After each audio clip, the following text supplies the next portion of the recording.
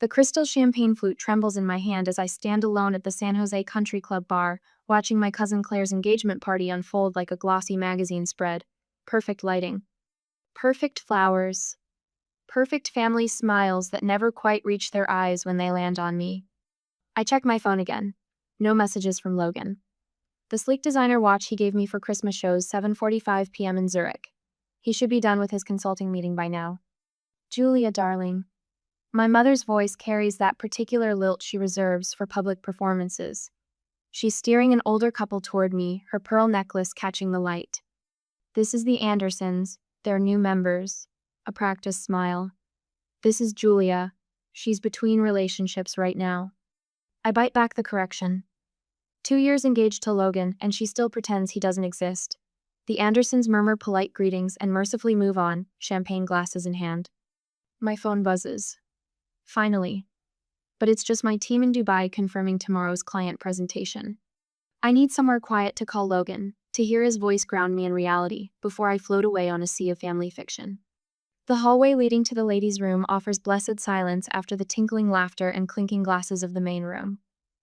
My heels click against marble as I dial Logan's number. Then I hear it. Laughter floating from around the corner. My mother's voice, and Aunt Patricia's parting, sharing that particular cadence of gleeful mockery I remember from childhood. 2 years engaged to a man no one's ever met. My mother's words slur slightly. Who does that? Aunt Patricia's answering laugh sounds like breaking glass. Aviation consultant? Is that what we call flight attendants now? I've started calling him her imaginary fiancé when she can't hear. My mother again, her voice thick with amusement. Poor thing, always trying to keep up with Claire. The phone slips from my suddenly numb fingers, clattering against marble. Tears burn behind my eyes but don't fall. I won't give them that satisfaction, even if they can't see me. The memories rush in like tide water. Me at 22, standing in our kitchen as Dad's face turned that particular shade of purple reserved for major disappointments. Law school is your future, Julia. This art school nonsense is throwing your life away. Mom wringing her hands in the background. Graphic design is a lovely hobby, sweetheart, but it's not a career. The Christmas video calls after I moved to Europe. Mom's tight smile as I shared news about my growing client list. That's nice, dear, but did you hear? Claire made junior partner at her firm. My fingers find the textured wallpaper, grounding me in the present. The past is a dangerous place to linger tonight. I remember the first time I saw Logan across a crowded conference room in Zurich. The way his eyes crinkled when he smiled. How he listened intently as I presented my branding concepts for his airline client. The immediate connection that felt like coming home, even though home had never actually felt that way. The work is exceptional, he'd said afterward. Your family must be incredibly proud. I'd laughed then, a short, sharp sound. They think I'm playing at having a career while looking for a husband. His hand had covered mine, warm and steady. Then they don't know you at all. The memory of calling Mom to share our engagement still stings. The long silence before her careful response. Is this real, Julia? Or are you just trying to keep up with Claire? Logan's words that night echo in my head. They'll understand someday. Build your life first.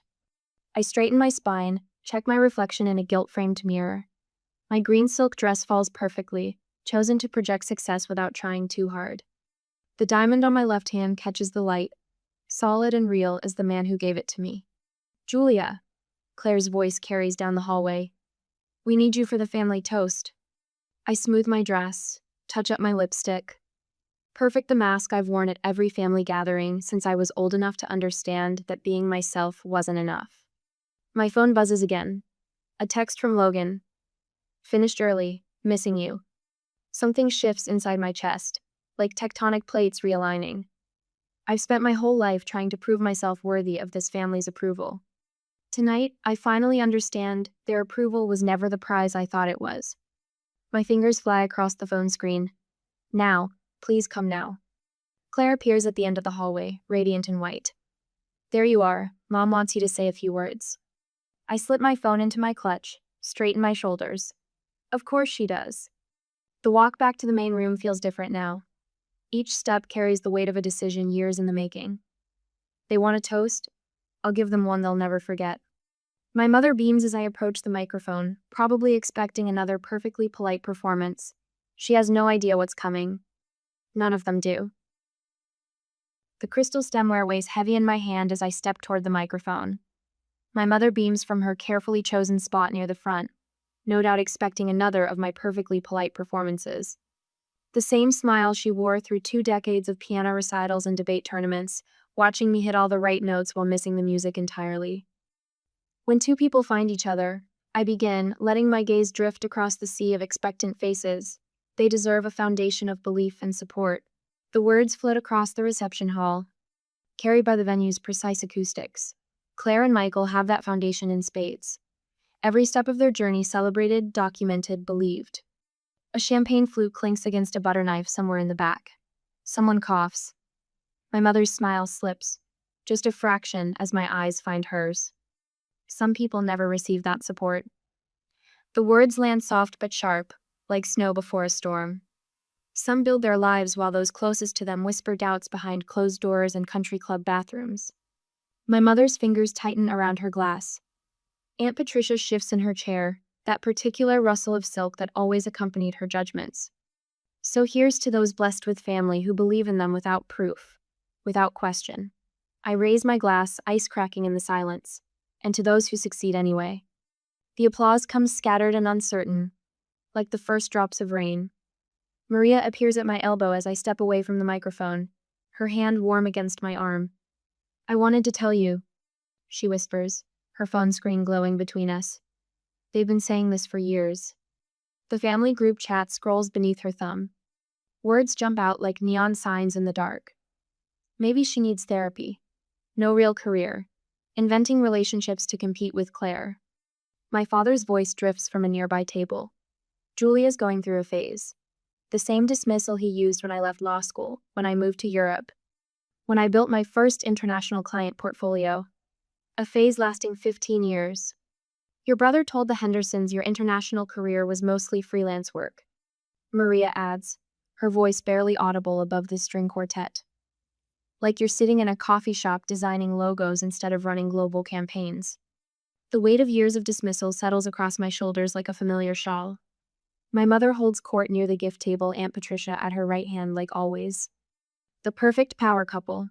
One to plant the seeds of doubt, one to water them with whispers until they bloom into full-grown lies. Did you see the wedding magazines? Maria's words carry an edge of anger I've never heard from her before. Your mother showed them to Claire last month. At least one daughter will have a proper wedding. Like you're some cautionary tale instead of a success story. A server passes with fresh champagne. Maria snags 2 glasses, pressing one into my hand. You know who's been surprisingly decent about all this? Claire. She shut down Mom the other day when she started in on your imaginary life in Dubai. My phone buzzes against my hip. Logan's message lights up the screen. 3 minutes out. Ready? The room shifts around me, familiar faces arranging themselves into new patterns. Rebecca slips through the doorway, fashionably late as always. One look at my face and eyebrows draw together. She knows me well enough to read the storm brewing behind my careful smile. She'll leave early like always, my mother's voice carries from behind a massive flower arrangement. Can't sustain these stories forever. The master of ceremonies taps his microphone. Ladies and gentlemen, we'll be concluding our toast before dinner service begins. My Dubai team's presentation deck flashes through my mind, the one my family dismissed as playing at business last Christmas. The one that just landed us a contract worth more than my father's annual partner draw. The marble floor clicks beneath my heels as I cross to where my mother stands, still holding court over her circle of friends. For once, I don't curve my spine to make myself smaller in her presence. I've never lied to you about my life, I say, my voice steady as a heartbeat. Not once, remember that. Something flickers behind her eyes, discomfort, maybe even fear, before the practiced smile slides back into place. Of course, darling, we've always supported your creative endeavors. The first throb of helicopter blades cuts through the evening air. My mother's head snaps up, recognition dawning in her eyes as they meet mine. She knows that sound, has bragged often enough about my father's clients arriving for dinner parties in their private choppers. But this time, the sound carries a different message. Sometimes the truth doesn't whisper. Sometimes it roars. Have you ever been subjected to years of doubt by those who should believe in you most? What evidence would it take to change their minds? For Julia's family, it was about to land on their perfectly manicured lawn. The whir of helicopter blades slices through evening conversation. Champagne flutes pause midway to lips. In the garden, strings of fairy lights tremble. Someone must be lost. My mother's voice carries that familiar note of forced calm. She shoots a pointed look at the club manager hovering near the terrace doors. I'll check with traffic control. My father pulls out his phone, already shifting into problem-solving mode. The larger venue down the road sometimes gets helicopter arrivals. Aunt Patricia's laugh rings hollow across the room. Claire, darling, did you arrange a surprise for your engagement party? Claire shakes her head, confusion plain on her face. I take a slow sip of champagne, letting the bubbles dance on my tongue. The moment I've orchestrated unfolds exactly as planned, yet my hands tremble slightly as I set down my glass. The club doesn't allow unauthorized landings. My mother announces to anyone within earshot. She smooths her silk dress, a gesture I recognize from childhood, her tell when things spin beyond her control. The sound grows louder, conversations stutter and stop. Silver-haired men in blazers drift toward the floor-to-ceiling windows. Women in designer dresses exchange glances, their jewelry catching the light as they crane their necks. I move toward the terrace doors. Each step feels weightless, like I'm floating through a dream I've rehearsed 1,000 times. The garden lights illuminate my path, casting my shadow long across the marble floor. My mother's fingers close around my wrist. Julia, where are you going? I turn to face her, gentle but immovable, to greet my fiancé. Her fingers slip away. In her eyes, I catch the first flicker of understanding and fear. The helicopter appears over the tree line, sleek and black against the purple dusk. Its landing lights sweep across manicured lawns and sculpted topiaries. Julia. My mother's voice has lost its performance polish. This disruption is unnecessary. I don't respond. The time for words passed long ago, somewhere between imaginary fiancé and tonight's whispered mockery. Instead, I push open the terrace doors and step into the evening air. Behind me, the party has gone silent. Even the string quartet has stopped playing.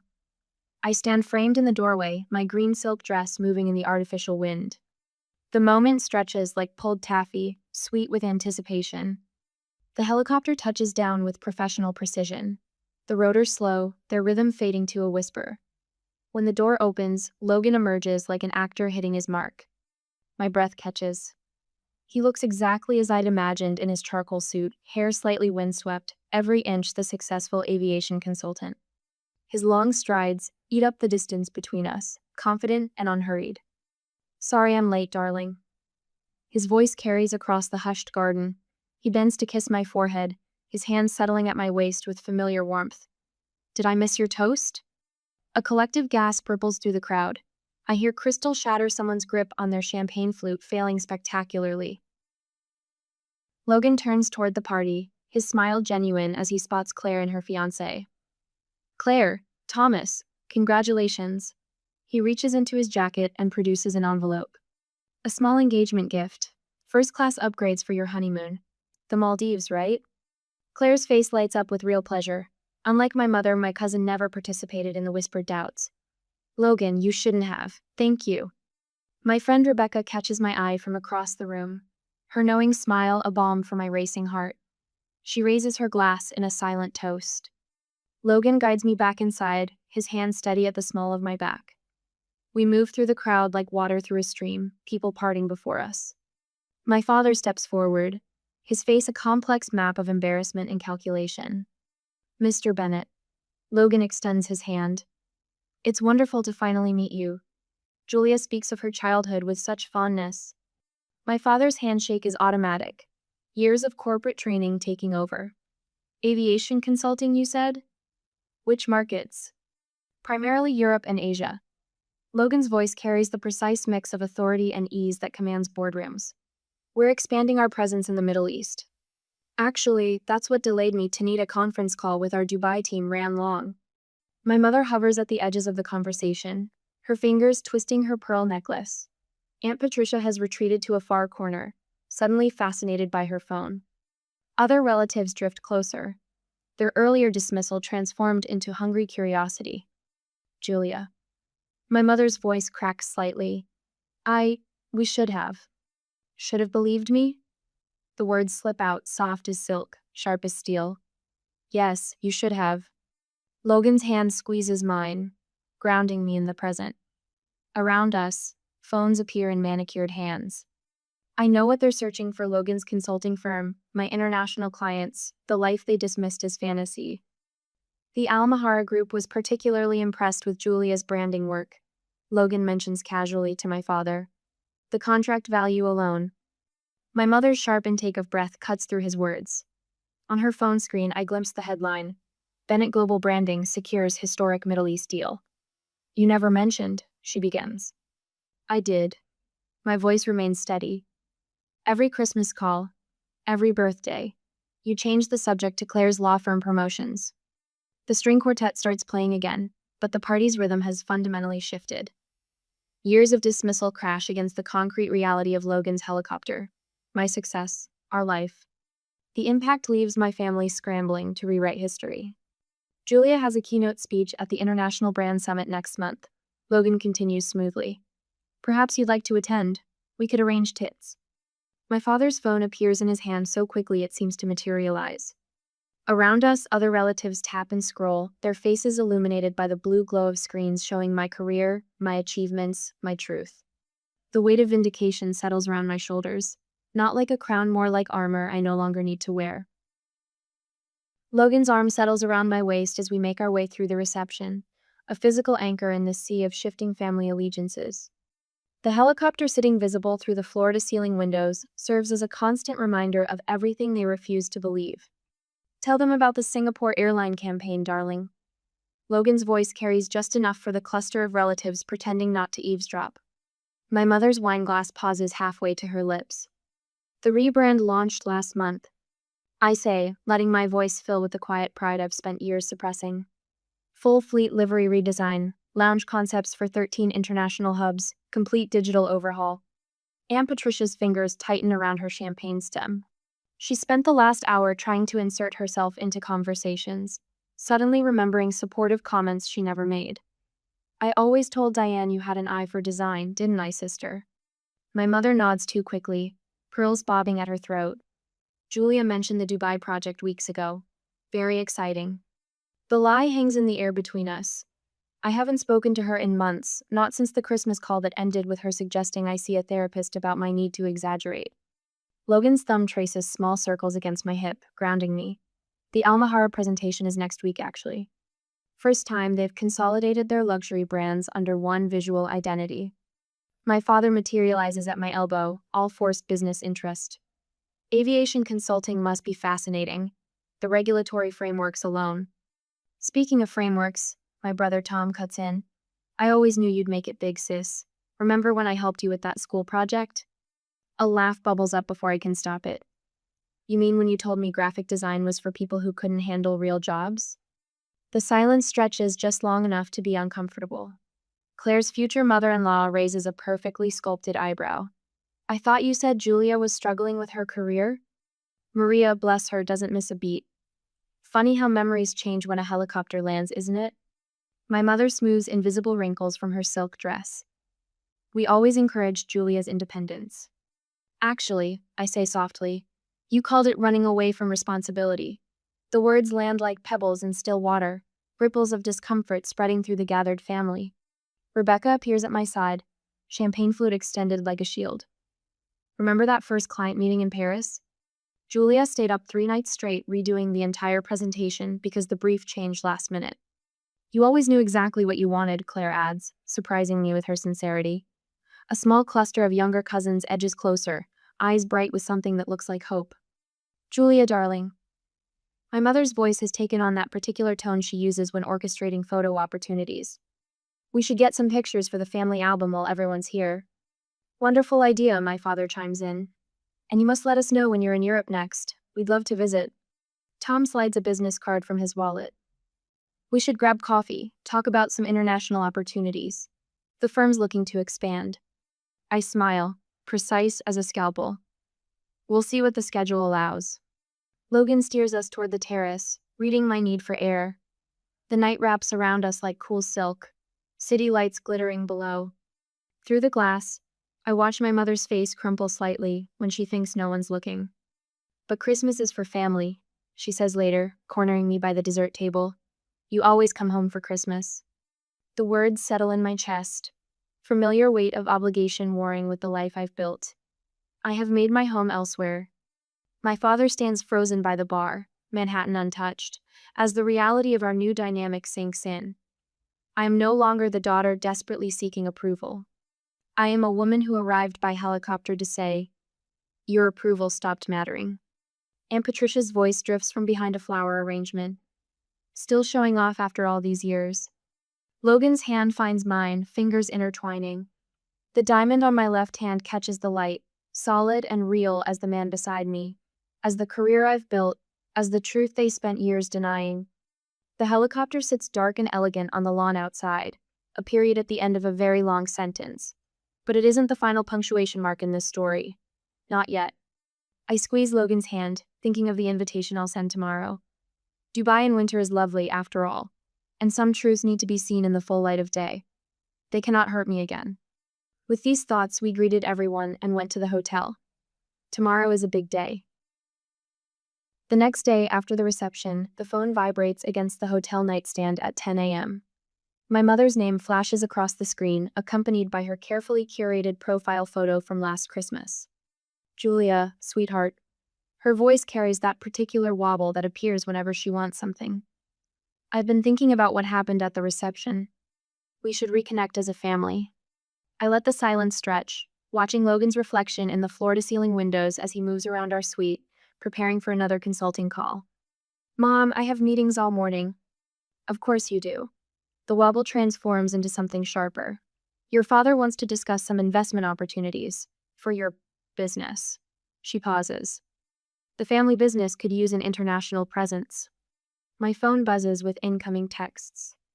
Dad, suggesting coffee to talk about your future. My brother Mike, suddenly interested in expanding our horizons globally. Even Aunt Patricia has posted on Facebook, featuring a photo from Claire's engagement party, with the caption, "So proud of my successful niece Julia. Family first, global business." Logan catches my eye in the reflection, raising an eyebrow. I shake my head, lips curving into a smile that holds more satisfaction than amusement. The country club membership committee meets next month, Mom continues, voice brightening. Your father could nominate you now that you're established. The word hangs between us like a poisoned apple. Established. As if my success only became real when it arrived in a helicopter. The lake house is lovely in autumn, she adds. We could update the family Christmas card. You and Logan would look wonderful on the dock. I trace my finger along the window, watching the morning sun strike the glass towers of Dubai's financial district.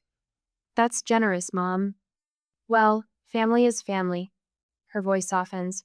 We can put all this unpleasantness behind us. All this unpleasantness, I repeat, letting each word fall like a stone. You mean the years you spent telling everyone I was lying about my life? Julia, really? We were just concerned.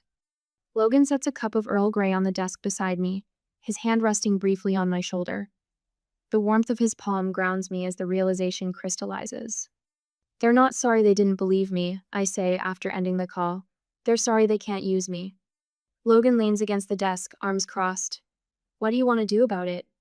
I open my laptop, fingers hovering over the keyboard. The words flow with unexpected ease. I'd like to invite you to Dubai next month. Let me show you what I've built. 3 weeks later, I watch my parents scan the arrivals terminal, their expectations visible in their designer luggage and travel outfits. Mom's face falls slightly when she spots our waiting car.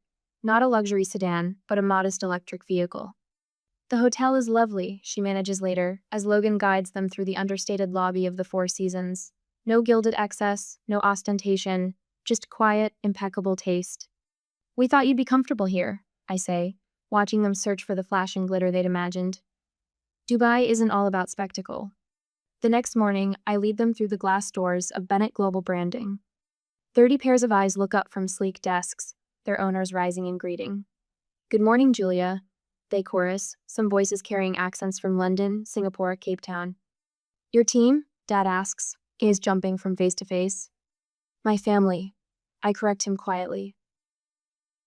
I watch them absorb the wall of client logos, the industry awards, the framed magazine covers featuring my work. Through the conference room glass, they glimpse my upcoming keynote presentation for the Global Brand Summit. All this time, Mom whispers, you really were. Building something? Yes. I gestured to my office. Would you like to see more? That evening, I choose a rooftop restaurant overlooking the city. The lights below mirror the stars above, creating an infinite field of possibility. For years, I say, setting my phone on the white tablecloth, you thought I was lying about my life. We were just concerned, Mom begins, reaching for her water glass. I press play. Her own voice fills the space between us. Her imaginary fiancé, followed by Aunt Patricia's laughter. I didn't invite you here for an apology. The words come steady and clear. I invited you to see the truth. Dad's face flushes that familiar purple. You brought us all this way to embarrass us? No, I meet his gaze. I brought you here so you would finally see me. Mom's tears fall, smearing her careful makeup. We were wrong about everything. Yes, you were. I take a sip of water, letting the moment settle, and that will take time to address. The city glitters below us, a constellation of lights marking paths not taken, choices that led me here. My parents sit across the table, finally seeing the daughter they never believed existed. Their approval, so desperately craved for so long, feels strangely hollow now. Logan's words from this morning echo in my mind. The greatest revenge isn't proving them wrong. It's living so fully that their approval becomes irrelevant. I study their faces in the candlelight. Mom's trembling lips, Dad's rigid posture. The power to shape our relationship has shifted. Any reconciliation will happen on my terms, in my time. The knowledge settles like a warm stone in my chest. Tell me about your new project, Dad says finally, his voice rough with something that might be regret. I lean back, considering. The night stretches before us, full of possibilities and limitations. Like the city below, some paths will remain forever unexplored. Others wait to be discovered. Let's start, I say, with what's true. A week later, sunlight streams through the floor-to-ceiling windows of my Dubai office, catching the metallic threads in the abstract tapestry I bought in Istanbul last month. Logan appears in the doorway, 2 steaming cups in hand. The familiar scent of Earl Grey fills the air as he sets one on my desk.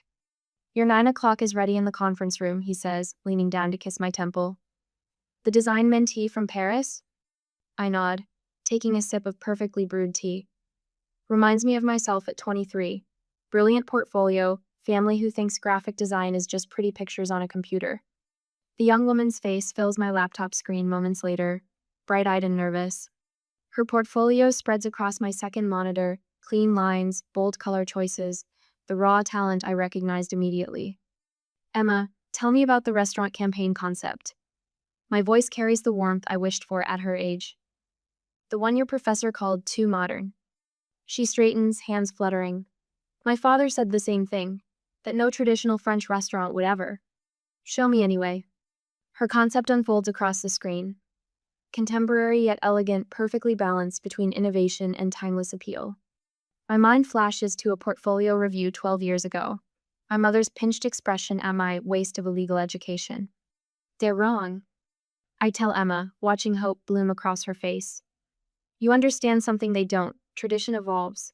Book another session next week. We'll develop this further. After the call ends, I stand at the window, watching sunlight glint off the Burj Khalifa. My team fills the open office beyond my door, their quiet energy humming through the space.